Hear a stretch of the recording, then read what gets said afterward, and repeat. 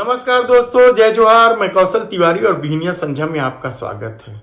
बड़े मियाँ तो बड़े मियाँ, छोटे मियाँ भी सुभान अल्लाह की कहावत को चरितार्थ करते हुए छत्तीसगढ़ में जिस तरीके से उप मुख्यमंत्री विजय शर्मा सबसे आगे होकर एक से एक निर्णय सुना रहे हैं, वह कम चौंकाने वाला नहीं। छत्तीसगढ़ के मुख्यमंत्री विष्णुदेव साय फिलहाल खामोशी ओढ़े हुए हैं या फिर वे बेहद ही कम शब्दों में अपनी बात रखते हैं, लेकिन छत्तीसगढ़ में नए नवेले बने विधायक से उप मुख्यमंत्री विजय शर्मा का तेवर देखते ही बन रहा है।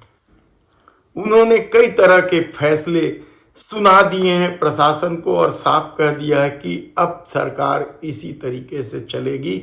छत्तीसगढ़ बदल गया है। भाजपा की ऐतिहासिक जीत के बाद हाईकमान ने तीनों ही राज्यों में जिस तरीके से मुख्यमंत्री का चयन किया, उप मुख्यमंत्री का चयन किया, तीनों ही राज्यों में दो दो उप मुख्यमंत्री बना दिए गए। इसे लेकर क्या कुछ होगा, कैसे सामंजस्य स्थापित होगा, यह देखने की बात होगी। लेकिन छत्तीसगढ़ में विजय शर्मा सबसे चर्चित नाम है, क्योंकि उन्होंने कांग्रेस के कद्दावर नेता मोहम्मद अकबर को 40,000 से अधिक वोटों से हराया और कवर्धा, जो कभी राम राज्य परिषद का गढ़ हुआ करता था, वहां से मोहम्मद अकबर ने पिछला चुनाव 60,000 वोटों से जीता था। और इसके बाद वहां जो ध्रुवीकरण का खेल हुआ, झंडा लगाने को लेकर जो विवाद हुआ, उससे भारतीय जनता पार्टी के कार्यकर्ताओं में जोश भर गया और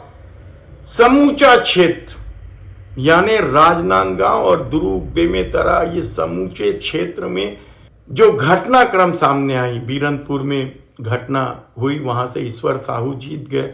कवर्धा वाली घटना के बाद विजय शर्मा जीत गए। उससे विजय शर्मा ही नहीं, भारतीय जनता पार्टी में भी बेहद उत्साह है और कहा जा रहा है कि ध्रुवीकरण के आसरे लंबे समय तक यहां चुनाव जीता जा सकता है। और यही वजह है कि अब विजय शर्मा लगातार आगे बढ़ते जा रहे हैं। और उन्होंने कल भूपेश बघेल की बेहद महत्वपूर्ण योजना, जो प्रदेश के 48 लाख उपभोक्ताओं को सीधा प्रभावित करती थी, और नए घोषणा पत्र में भी इन्हीं उपभोक्ताओं को ध्यान में रखकर 200 यूनिट बिजली फ्री का वादा कर दिया गया था, लेकिन चुनाव हार गए। पिछले बार भूपेश बघेल ने 400 यूनिट बिजली हाफ करने की घोषणा की थी और उसे पूरा भी कर दिया था। वह लगातार प्रदेश के उपभोक्ता इसका फायदा उठा रहे थे और कहा जा रहा है कि कई लोगों को तो 20-20, 25-25 हजार रुपए साल में बचत हुई है। बिजली बिल हाफ योजना को भारतीय जनता पार्टी की सरकार बंद करने जा रही है।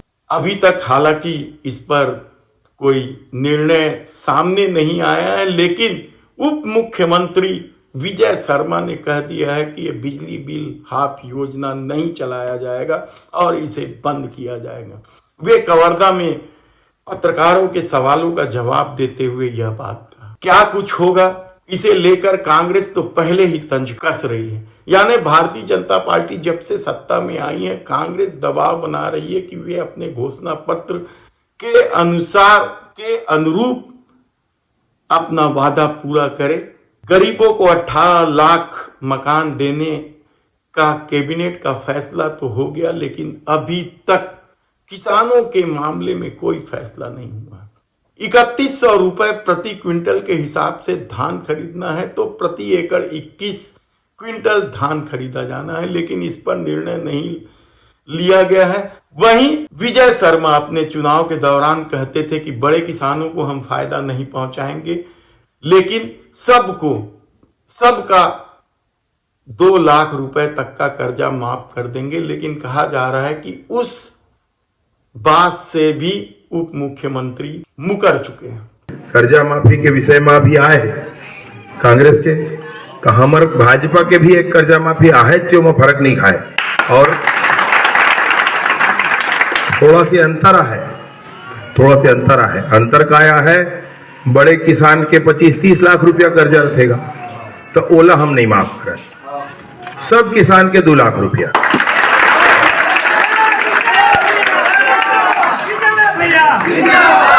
सब किसान के 2 लाख रुपया ऐसे माफी हो है।